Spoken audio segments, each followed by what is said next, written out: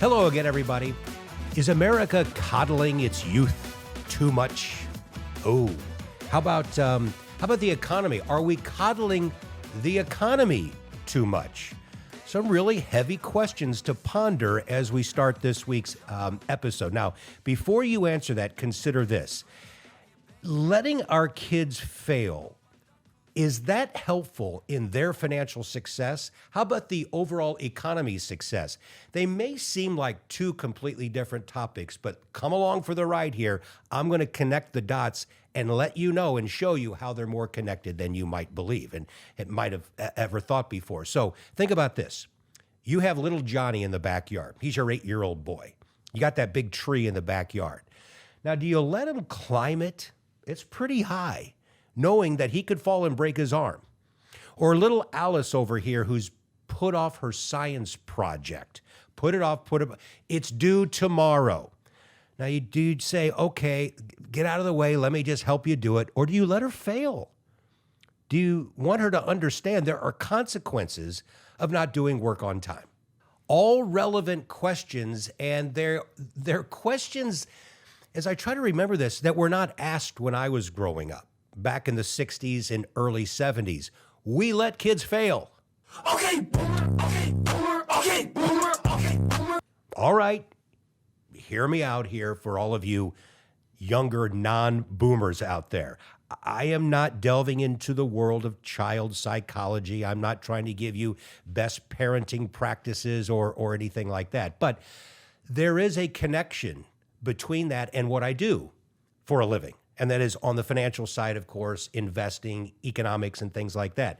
There is a connection between adolescent growth and economic growth. What? Bro, what are you talking about, man?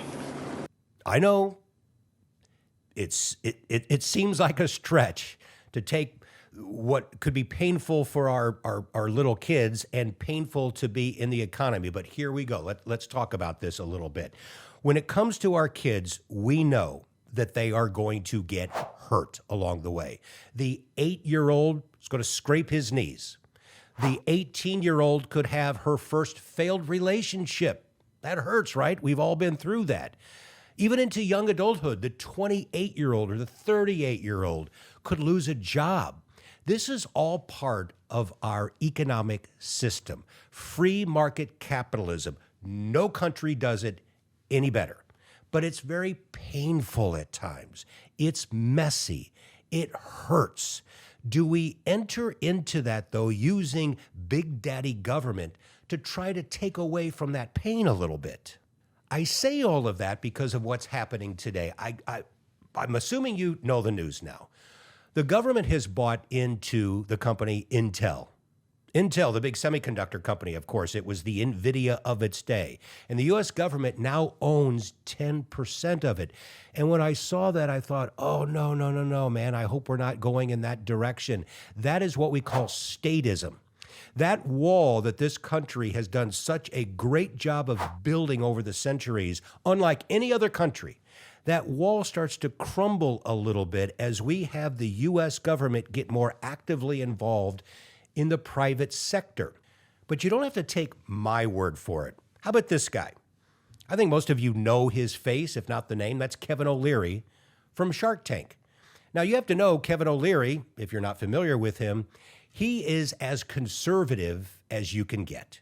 Not just from the economic side, but also the political side. He's a die-in-the-wool Republican, big supporter of the president, Donald Trump. And yet he is so opposed to what the Trump administration is doing. He's been very, very vocal about it. Here's a quote from an interview he did recently. I'll read along with you. I hate this idea a lot. In technology, we let the losers die and their assets get acquired by the winners. This is what makes America great. Wow, that's some pretty tough love. But in my opinion, very, very accurate. I don't know where this is going, but if it goes any further and goes down that path, are we going to become the Japanese in the 1990s? For those of you who lived through it, let me give you a little historical reminder because it's not good. For those of you who were around as adults in the 1980s, you'll recall that Japan was supposed to eat our lunch. They were supposedly on the way to overtaking us as the world's economic superpower. And honestly, it was a legitimate concern at the time. Their growth was much faster than ours. We were buying more of their cars than our own. They started to buy into some iconic names here in the U.S., if you recall. They bought the famed Pebble Beach in California. They ended up buying Rockefeller Center. This was in the 80s. And we're thinking, oh my goodness, here come the Japanese, until this happened. Every economy obviously goes through the inevitable pullbacks, the recessions. That happened in the early 90s throughout the entire world. We went into a little recession, so did Japan. But what did we do versus the Japanese? We let things fail because the liberties of pure economic, our economic system, we allow pain to occur, as messy as it can be, and sometimes as unfair as it can be. Japan, back then, not so much.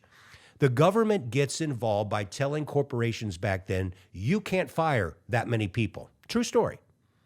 The government then gets involved in Japan and starts actually buying Japanese stocks. Now, there is no wall at that point. That pushed Japan's potential recovery off decades.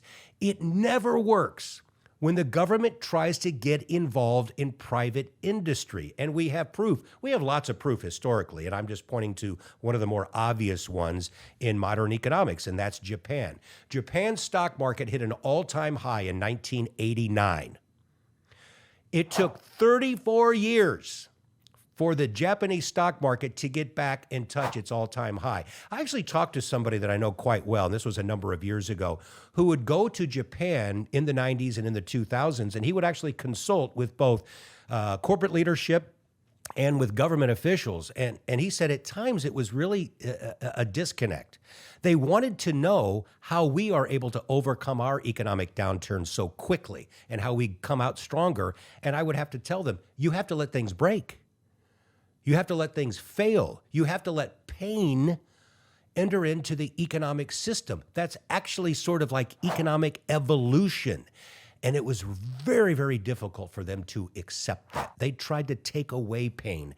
Just like as parents sometimes, we try to take away the pain that's inevitable from our children. But think about what we're doing. That makes them less able to actually hurdle over some of the obstacles that they will inevitably face later in life.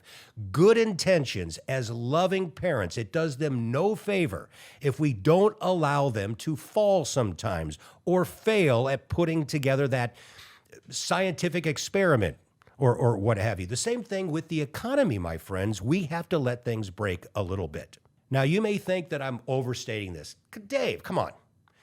The government took a 10% stake in one company that is failing, Intel. They haven't been the same like they were 20, 25 years ago. Here's the problem. If you do any research on this, the Trump administration has been very vocal. Apparently, they're just getting started. They expect to maybe take more stake in additional publicly traded companies. Now, that's their word. I have no idea. I hope that's not the case. All right, I've ranted enough. So I always like to end with a plan of action. So what's our plan of action, Dave? If we're really going towards statism, if we're really breaking down the wall, what do we do about it with our investments? As George Costanza of Seinfeld might say, nothing. Nothing. Nothing. For now. Actually, if there is a plan of action, it's just to stay diligent. It's to observe. It's to watch where this thing is going. If we continue to go down that path towards how Japan used to be, the temperature gets turned up a little bit in our economy. You know who notices first? And it's already starting to happen to some degree, foreign investors and even domestic institutional investors. But foreign investors, whether they admit it or not, look at the U.S. as the bastion of economic freedom because we do let things fail and we don't always go in and help out because we come back stronger out of it, just like letting our kids fail at times. So what we look for are things like the U.S. dollar could weaken over that as foreign countries and foreign investors become a little I guess, less confident in where our economy is going, you could see bond yields start to rise as foreign investors say, I don't know if I want to own as many government bonds over in the U.S.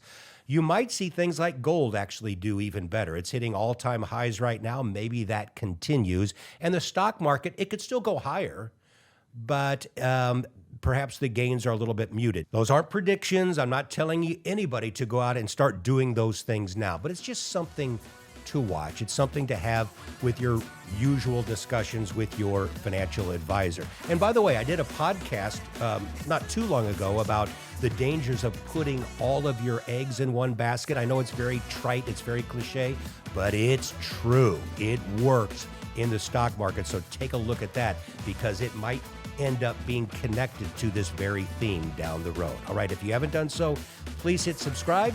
Pass this along to anyone else who you feel might benefit from the words that we give to you each and every week. We'll talk to you again next time.